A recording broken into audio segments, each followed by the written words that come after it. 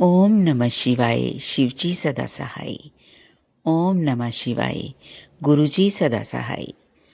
ओम नमः शिवाय। शिवजी सदा सहाय। ओम नमः शिवाय। गुरुजी सदा सहाय। मेरे महाशिव, मेरे शिवजी स्वरूप, मेरे गुरुजी, मेरे गुरु पाक को कोटि कोटि नमन, अनंतम अनंतम शुक्राना। इस जीवन के लिए शुक्राना, हर सांस के लिए शुक्राना। जो दाते आपने हमें बख्शी है उसके लिए शुक्राना। आपका जितना भी शुक्राना करे कम है मेरे गुरु पा। शुक्राना ही शुक्राना।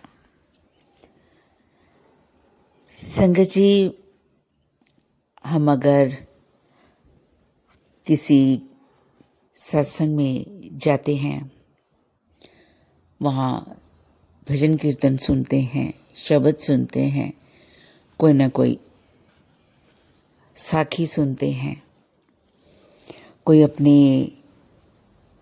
वाक्य जो हुआ होता है उनके साथ कोई चमत्कार हुआ होता है, वो सुनते हैं।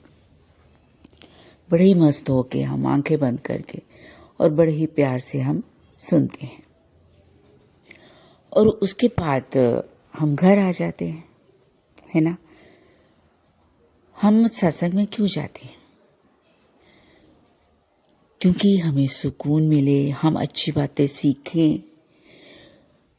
गुरु भी क्यों धारण करते हैं? क्योंकि हमने, वो कहते हैं ना कि गुरु बिना गति नहीं, गुरु के बिना गति नहीं है। हमें पता ही नहीं होता कि हम क्या कर रहे हैं, क्या हमारे लिए अच्छा है, क्या बुरा है, कौन सा मार्ग हमने अपनाना है, कौन सी बुरी बातों को छोड़ना है, कौन सी अच्छी बातों को ग्रहण करना है, क्या कार्य हमने करने हैं। तो इसलिए हम गुरु धारण करते हैं। जब हमें गुरु मिल जाते हैं तो हम उनके बताए हुए रास्तों पर चलने की कोशिश करते हैं। मैंने कोशिश इसलिए बोला है कि चलते नहीं हैं मैक्सिमम लोग, पूरी तरह सरेंडर नहीं करते हैं।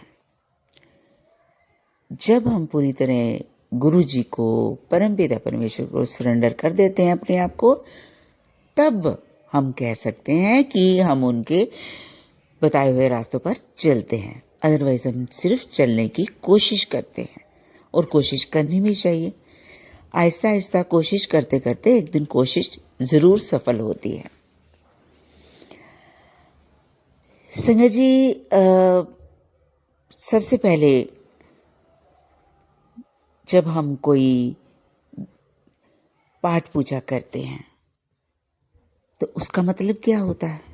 पाठ पूजा का मतलब क्या होता है?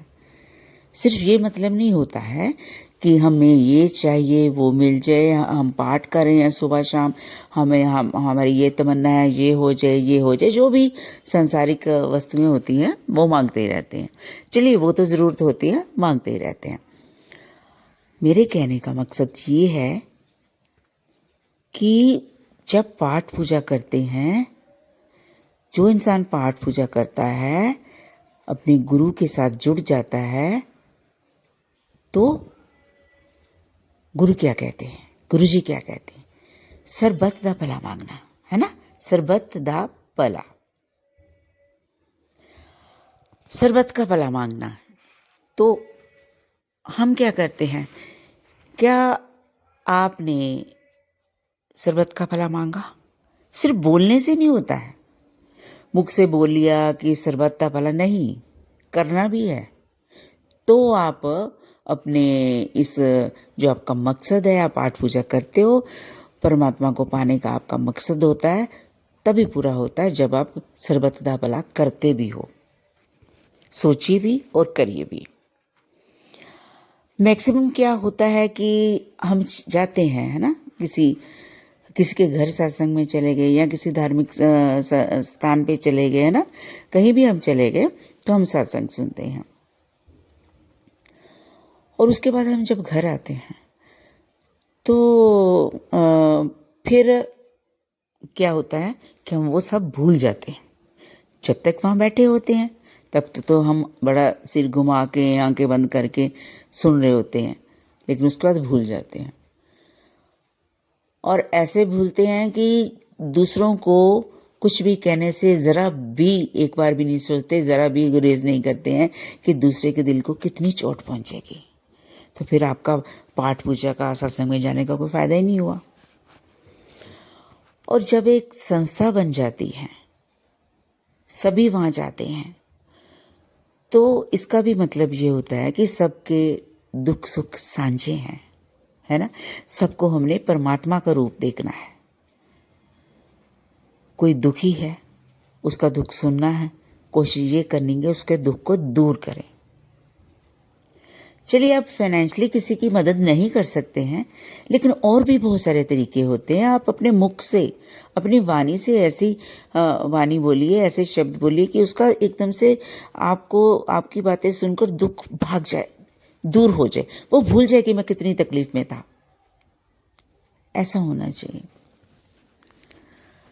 संजय जी, मैं जो आपके साथ साझा करना चाहती हूँ, कहीं कोई ग्रुप था, तो उसमें ऐसे धार्मिक से लोग जुड़े हुए थे।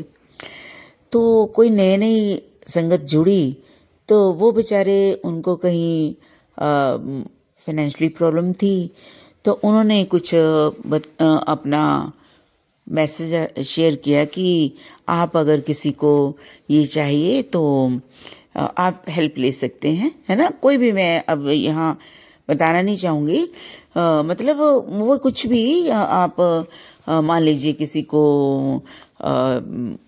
ट्यूशन के लिए बोला, या भाई आप ये नंबर है और आप आ सकते हैं यहाँ।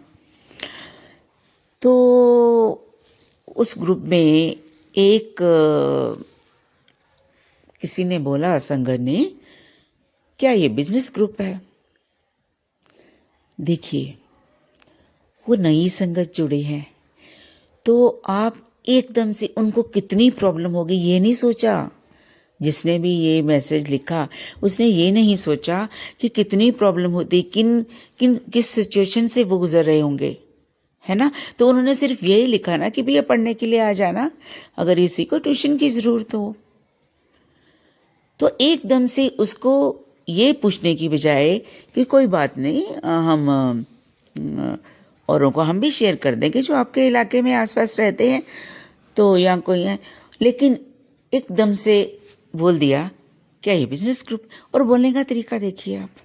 चलिए, धार्मिक, वहाँ भी आप क्या, अगर कोई सत्संग शेयर करते हैं वो सुनते हैं, कोई भजन कीर्तन शब्द सुन लेते हैं वो भी तो सुनते हैं। तो ये भी अगर सर्बत दा भला आप सिर्फ बोलने से नहीं हुआ ना, करना भी है, तो फिर आपने क्या सीखा?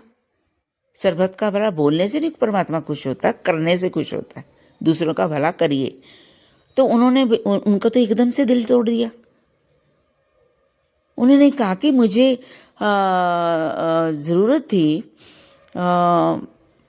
कि तो मैंने बहुत टेंशन में थे, बहुत रिक्वायरमेंट थी हमें, तो ये कर दिया। तो फिर क्या हुआ, अगर लिख दिया तो कि भी किसी को ट्यूशन के लिए चाहिए तो आप आ सकते, कोई बुरी बात तो नहीं लिखी ना। तो संगत जी, ये देख के मुझे बहुत ही दुख हुआ कि उन्होंने हेल्प तो क्या करनी, दो लफ्ज़ सिम्पथी के क्या बोलने हैं, उल्टा यही क्वेश्चन कर दिया, क्या ये बिजनेस ग्रुप है? तो फिर वो सर्बत का भला बोलने वाली बात कहाँ गई? बोलना है संगत जी, अगर हम बोलते हैं तो हमने करना भी है भला, तब हम असली भगत बन सकते हैं परमात्मा के। दिखावे से नहीं है। दिखावे से परमात्मा कहाँ खुश होता है? वो तो अपने आप को बेवकूफ़ बनाने के लिए कह रहे हो। अगर दूसरों को दिखा रहे, दूसरों ने क्या करना? लोगों ने आपकी पाठ पूजा, आपके दिखावे का क्या करना है? अपने लिए करना है। जो भी हम करते हैं अपने लिए करते हैं, अपने आप को, अपनी रूह को संवारने के लिए। जो परमपिता परमेश्वर का मकसद है हमें इस दुनिया में भेजने का, कि मेरी भक्ति करनी। भक्ति का मतलब क्या है? जो भक्ति करेगा मन से, अपने आप को सरेंडर करेगा परमात्मा को, तो वो ही लोगों का भला करेगा, उसमें दया भाव आएगा, है ना। तो दया भाव होना बहुत ज़रूरी है। पहले तो हमें एक रियल इंसान बनना चाहिए। जिसमें इंसानियत होती है वो ही इंसान होता है। लेकिन आजकल तो कोई एकदम से सोचते भी नहीं, एकदम से किसी का दिल तोड़ देते कुछ भी बोल के। ऐसी वाणी को बोलना चाहिए कि दूसरा पर इतना प्रभाव पड़े, बंदा खुश हो जाए, अपने दुख दर्द भूल जाए।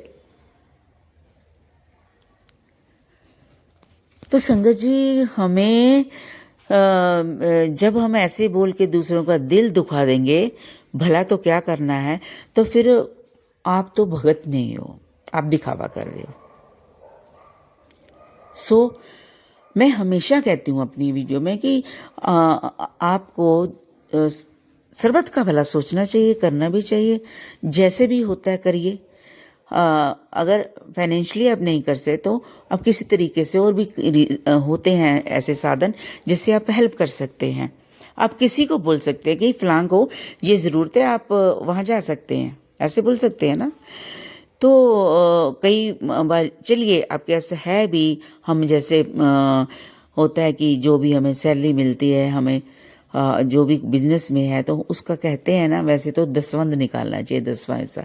चलिए 10वां हिस्सा नहीं निकाल सकते, है ना, नहीं निकलता, चलिए मान लीजिए कई निकालते भी हैं ना, चलो परमात्मा देता है सबको, बहुत दे। तो अगर नहीं भी निकाल सकते तो हम कुछ भी जो भी अर्न करते हैं, हम उसका थोड़ा सा शेयर परमात्मा के नाम पर रख सकते हैं, और उसको किसी नीडी जो भी हमारे पास आए तो उसको हम दे सकते हैं, है ना, जिसको भी किसी तरह से भी ज़रूरत पड़े तो न। तो ये है अपना हमारा दुनिया में आने का मकसद, दूसरे के बारे अच्छा सोचना, सर्वत का भला सोचना, सर्वत का भला करना भी, दिखावा नहीं करना। दिखावे से देखो अपने आप को धोखा देने वाली बात होती है कि यो लोग देख रहे हैं, मैं पाठ पूजा कर रहा हूँ, मैं धार्मिक स्थान पे जा रहा हूँ, मैं शब्द सुनना, मैं कीर्तन सुनना, बहुत अच्छी बात है। शब्द कीर्तन सुनने से, भजन सुनने से बड़ी सुकून मिलता है ना, सुकून मिलता है। लेकिन उस पर हम अगर अमल भी कर लें तो सोने पे सुहागे वाली बात हो जाती है। वो जो हम सुनते हैं उसी पे अगर गुरु के चले हुए उपदेशों पे चले, रास्ते पर बताए हुए रास्ते पर चले तो क्या बात है ना। फिर तो इंसान तो क्या बहुत अच्छा इंसान बन जाए, है ना, देवता स्वरूप बन जाए, तो बनना भी चाहिए, है ना। तो वही मुझे आज जो मैंने देखा मंजर, यही जो, तो मुझे थोड़ा सा बहुत दिल को दुख हुआ कि दुख उनकी क्या कंडीशन होगी। और उसके बारे में उन बेचारों ने जब ग्रुप में शेयर किया और फिर आगे से किसी ने बोला तो हेल्प तो क्या करनी हो, कितना दिल को दुख हुआ होगा ना उनके भी। मेरे हुए तो उनके नहीं हुआ होगा, जिनको पता नहीं कितनी ज़रूरत होगी। तो हेल्प करनी चाहिए ना उनकी, मतलब हेल्प मीन्स की बताएं उनको। तो संगत जी, यही आज मैं सोचती रही, तो मैं चलिए इतना शेयर कर देती हूँ कि फिर मैंने कॉल किया वही संगत जी को। मैंने कहा देखिए आप बुरा मत मनाना, कोई बात नहीं, ऐसे लेकर थी नहीं मैं, उसने सॉरी भी फील किया कि अगर गलत तो कुछ भी नहीं था। उन्होंने सिर्फ एक कहते मैं नई संगत हूँ तो भेज दे। मैं कहा कोई बात नहीं, आपने ऐसा कर दिया। तो फिर मैंने उसको बताया कि आप ऐसा करिए और जिससे आप अपने जो भी काम करना चाहते हैं ऐसे चलेगा, है ना, इस तरीके से आप कर सकती हैं। ठीक है, देखिए मैंने कोई फाइनेंशियली तो उनकी हेल्प नहीं की, मैंने तो सिर्फ अपना उनको समझाया, उनको बताया, उनको जो भी तरीका था वो बताया, है ना। वो खुश हो गए, कहते हाँ हम ऐसा कर सकते हैं।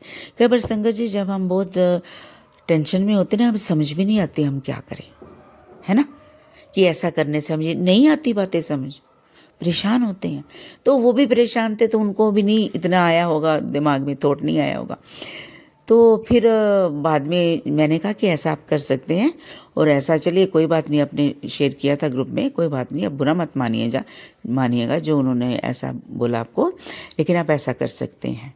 तो मेरा मन दुखी हुआ था, तो फिर मैंने कहा मैं कॉल करके उनको कुछ ना कुछ रास्ता बताती हूँ। मैंने रास्ता बताया। सो संगत जी, मेरे कहने का मकसद यही है कि जितनी भी हो सके ना, हमें हेल्प करनी चाहिए। वही मैं बार बार रिपीट कर रही हूँ कि ज़रूरी नहीं कि आपके पास मनी नहीं है तो मनी से हेल्प करें। बहुत सारे तरीके होते हैं, जैसे मैंने उनको रास्ता बताया है। और अगर मनी भी है तो उससे भी हेल्प कर देते हैं हम ना, जितनी भी हमारे से होते सारे ही करते हैं, कर देते हैं ना। तो मेरे जहन में फिर ये बात आई तो मैंने कहा मैं शेयर करती हूँ आप सभी के साथ। तो संगत जी, मेरे मुंह से कोई अपशब्द बोला गया हो जाने में तो प्लीज़ माफ़ करें, क्योंकि हो जाता है ना, जब हम लय में बोलते हैं ना, कोई ना कोई हमारे मुंह से शब्द निकल जाता है जो हम बोलना, मतलब कि हमारा मकसद नहीं होता कि हम गलत है, हम गलत किसी को कह रहे हैं। तो संगत जी, मैं माफ़ी की हकदार हूँ, आप माफ़ कर सकते हैं मुझे अगर मेरे मुंह से कुछ गलत बोला गया हो। तो अब मैं अपनी वाणी को विराम दूंगी। ओम नमः शिवाय, शिव जी सदा सहाय। ओम नमः शिवाय, गुरु जी सदा सहाय। ओम नमः शिवाय, शिव जी सदा सहाय। ओम नमः शिवाय, गुरु जी सदा सहाय। मेरे महाशिव, मेरे गुरुपा, आपका अनंतम अनंतम शुक्राना मेरे गुरुपा। हर सांस के लिए शुक्राना, इस जीवन के लिए शुक्राना, जो दाते आपने हमें बख्शी है उसके लिए शुक्राना गुरुपा। हमें माफ़ करने के लिए शुक्राना गुरुपा। हमारे गुनाहों को माफ़ करने के लिए शुक्राना मेरे गुरुपा। और संगत जी, सारे बच्चे, बुजुर्ग, मेरे भाई बहन, जितने भी मेरा सत्संग सुन रहे हैं, आप सभी की गुरुपा झोली खुशियों से भरे, सभी की तमन्ना पूरी हो। जो भी आप चाहते हैं, आपकी विश है, वो गुरु महाशिव बहुत जल्दी पूरी करें और सबकी झोलियाँ खुशियों से भरे। जय गुरु जी, शुक्राना गुरु जी।